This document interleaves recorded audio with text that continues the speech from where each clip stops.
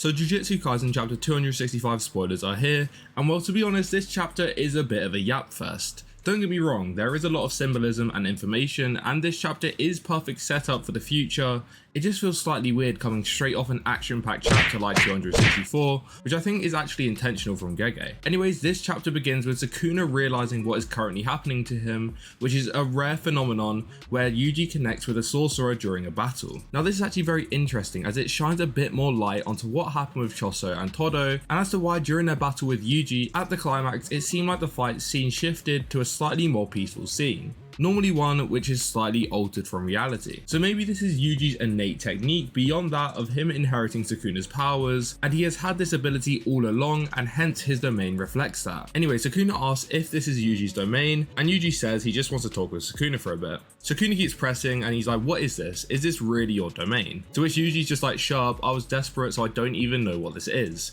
I just wanted to talk to you, so come on, let's talk for a bit. So this is extremely interesting as we find out that this domain expansion was not really an intentional ability that Yuji brought about and was instead summoned via pure emotions and will to defeat Sukuna, which slightly aligns with the video I uploaded yesterday about Yuji's domain's abilities being the same as the one that alters reality for the other users. But the fact that Yuji can't control this ability is why that he needs a domain, as a domain is a guaranteed hit of all users' innate techniques. He doesn't need to activate it himself and his domain will do it for him, meaning that Sukuna has been put into this area where reality is slightly altered. So essentially if Yuji wants to use this again, all he has to do is figure out how he opened his domain in the first place and he can continue to use his time ability whenever he wants. Anyways, as they go through an underground passage, Yuji starts narrating Sukuna about his childhood. So yeah, this chapter is a lot of yap, but it doesn't really matter since it's all about how this affects a battle, and every chapter doesn't have to be some action-packed battle for it to be a good chapter. And Gege chose to significantly slow down the pacing to then build it back up at the end of this chapter, and we will see that at the end of this video. But Yuji says, I was born in Sendai and I lived around here when I was 6 or 7 until I moved back to Sendai because of my gram's work. Yuji says that he came back after 10 years to attend his grandpa's friend's funeral, and he said that there wasn't actually a huge drop in the population which took him by surprise. And Sukuna wonders if the guy that died would actually have attended his grandpa's funeral, and Sukuna is just left speechless by all of this yap. And I think it is slightly weird that Yuji is thinking about all these random different things after literally just going hand to hand with the King of Curses. So it is difficult to pick apart the actual meaning behind this, so I will cover that in the chapter review, but what is interesting is the fact that Sukuna is just completely speechless, like I said, which might actually be another hint behind the true power of this domain, since Sukuna completely lacks any hostility right now and is rather just taken aback, and we see throughout the chapter that this continues until right at the very end when Yuji turns hostile, that Sukuna even tries to fight. So perhaps Yuji's domain, like I speculated in my video, has the ability to control the user's soul, since emotions are directly tied into a user's soul, so it would make sense that Yuji can control Sukuna in this state. Anyways, Yuji then takes Sukuna to a park where he used to play, and he says all the play equipment is gone, but actually when he got his leg stuck in the swing, he thought he was going to die, and he felt helpless at the time. He also said that he dropped his slime in the sand here, and he tried to wash it in the sink, and it all went down the drain, causing him to cry. Yuji then spots a flower and says, hey, it's an asago flower, to which Sukuna replies that it's actually an Ijisai flower, I don't really know how to pronounce that, and Yuji said he knew that, but it was just a careless mistake. And he said that he noticed this flower a lot when he grew up around here, and he wonders to himself about who decides what type of trees are on the streets. But then Yuji goes back to the more interesting fact here as to how he knows the flowers' names. So we see the mini conflict between Yuji and Sukuna, which goes further than just being enemies in combat, which has been shown to us many times throughout the show thus far. I think it's showing that Sukuna has a hatred towards Yuji that stems far deeper than just his hate for any other sorcerer. And I think this hate is slightly explained later in this chapter. But I think it is cool that since Sukuna is inside of Megami, his memories overlap, meaning that instinctually Sukuna remembers the name of the flower. I don't know whether this will be played on much more than it is here, but essentially this could mean that Megami's personality starts to seep through into Sukuna, crumbling all of his ideologies. But getting back to the chapter, when Yuji asks about how he knew about the flowers, Sukuna says it's just probably from Megami's memories. Then Yuji realizes that Sukuna must know about all of these places because of when he was in Yuji's body. But Sukuna rebukes this and says that he did not waste his time reading all of these useless memories. So yeah, what I just said is kind of confirmed, but Sukuna states that he doesn't care about other memories, showing all he cares about is his existence and his goals, and nobody else matters to him beyond being mere tools. But the fact that Sukuna even mentions this is interesting, and I wonder if Yuji's domain will start to bring out more Sukuna's true emotions from within. Maybe this domain is just a therapy session for Sukuna at the end of the day. But I really thought we would get a deeper understanding of the domain, but it seemed like Gege just wanted to edge us just a little bit longer. But back to the chapter, Yuji then takes Sukuna to catch some crawfish, and then Yuji's just like, here you go, have a try. And then he kind of like goads Sukuna on, saying, can the strongest sorcerer really not catch any crawfish? To which Sukuna's just like, shut up. Sukuna catches a crawfish, but they start to fight about who caught a better crawfish.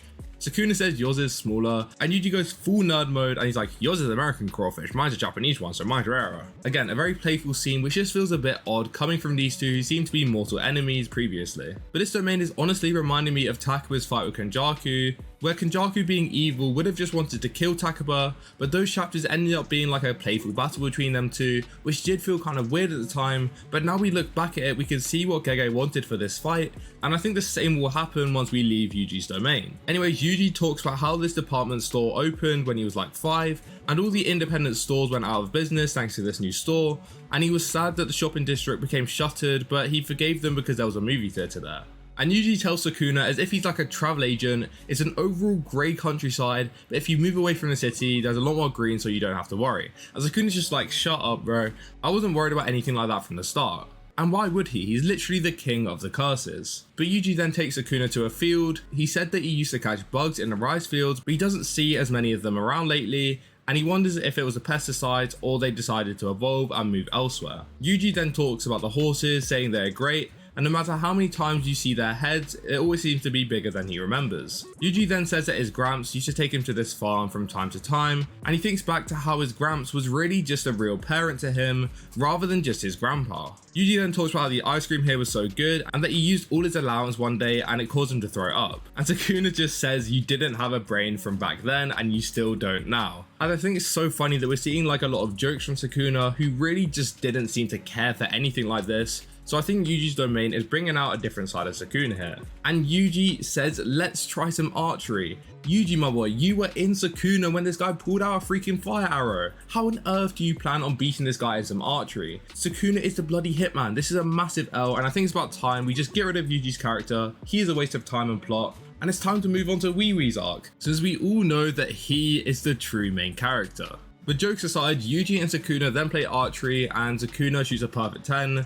Who would have thought? To which Yuji's just like, damn, you're not cute at all. And Sukuna's like, of course I'm more experienced than you. He's literally been alive for how many years, and he was in an era where all they used to do was shoot bow and arrows. And Yuji finally comes to his senses and realizes, so Sukuna is from an era where archery was common. It then starts to snow, and Yuji tells Sukuna about the time where he used to shovel in the morning and he loved to drink a hot milk tea. Yuji says during a Christmas once, he heard the sounds of a bell at night and he believed that Santa truly existed, only to find out that it was just some chains on a car. And finally, Sukuna is about done with his absolute yapathon and asks Yuji just to get to the point already, to which Yuji agrees and says that he's shown all that he needs to thus far. Sukuna says that it is messy and disgusting behind Yuji's true message, to which Yuji says, I used to think recently that understanding and fulfilling my role is what is meant to live. And when he died fulfilling his role, he could truly say that he died the right way, but now he feels slightly different. Yuji says your role can be literally anything, from walking your dog to nurturing your family, even without such things, whether you just eat, take a shit,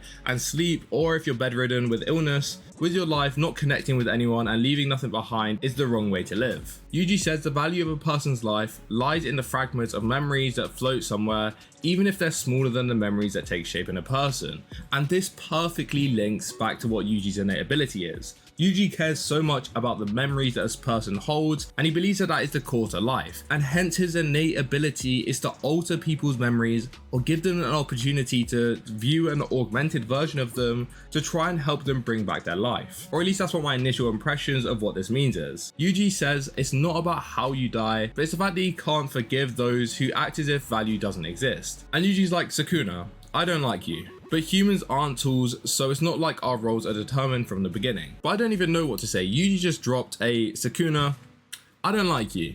I think this brother got the hint after you've been trying to rip him to bloody shreds for the past 20 chapters, my boy. Yuji's then like, whether good or bad, you can't really tell if either is truly human. And Yuji admits that he could be the one that's wrong here. And that's why he wanted to make sure that Sukuna at least knew about the others who he can't find value in besides himself. And Sukuna's just like, nah, I don't feel anything. Now it is to be expected that Sukuna says that he doesn't feel anything, but once again, I feel as though the intentions behind this domain is to change Sukuna emotionally rather than just kill him. So the fact that we are hearing about Sukuna's true feelings, the more it insinuates that later we will actually get an explanation or a change in Sukuna's ideals. Sukuna then says that he understands everything that Yuji is trying to say, and even with all this, he still does not feel anything. And he compares it to how Yuji accepted the fact that there was a decline in the city's population, and then quotes Yuji's reaction, which is like, well, that's probably just the case, so what? And that's Sukuna trying to explain to Yuji how his emotions work. So like I said earlier, this is fully just a therapy session for Sukuna at this point. Yuji realizes that he's failed to change Sukuna, which Sukuna is like, if I had to say, your cowardice is astonishing. Yuji then says, was your anger and hatred towards me really only to that extent? And Sukuna suddenly realizes something. And it takes him a while to get it out, but he's like, Brat, could it be that you're pitying me? Are you trying to show me sympathy? And we see a statue of the Buddha as Sukuna asks that to Yuji. The Buddha is obviously referenced to Yuji, since a lot of people have been speculating that Yuji as a character represents the Buddha, which I will explain more in my chapter review, as I feel like I need to do a bit more research before I give you my full opinion on that. But Yuji's eyes suddenly turn hostile as he declares, that's right Sukuna, I have the ability to kill you. Release Fushiguro, if you come back to me, I will spare your life. Jesus Christ, Yuji is actually cold for this. I don't know how he's gonna do it, but I honestly believe him. And I can't wait to see what this domain actually allows him to do in order for him to be able to defeat Sukuna so easily. But I also don't get why Yuji understands his domain's capabilities,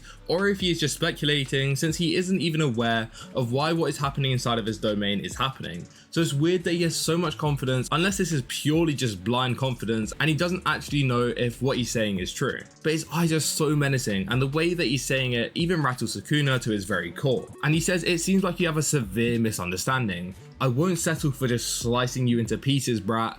I'll kill everyone right in front of your eyes that you care about and hold value for. Jesus Christ, Yuji has fully pissed off Sukuna. And that is where the chapter ends off, so Sukuna is beyond angry right now, which does kind of make sense, since I assume nobody in the world or in the universe has ever looked down upon him as the king of curses. But there is a break next week, but for once it isn't, because Gege's wrist got tired of drawing. The magazine that JJK is published in is just taking a week's break, so I guess we can wait another week to see if Yuji really can destroy Sukuna as he claimed.